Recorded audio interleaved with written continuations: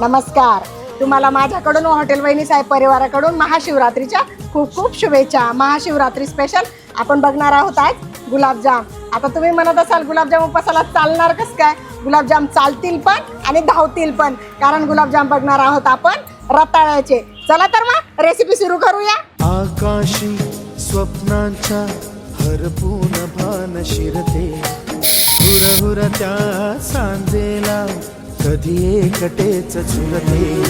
सावरते बावरते झडते, अडखळते का पडते, कधी आशेच्या हिंदोळ्यावर मन हे वेडे झुलते. मन तरंग होऊन पाण्यावरती फिरते, अनक्षणात फिरून आभाळाला भिडते.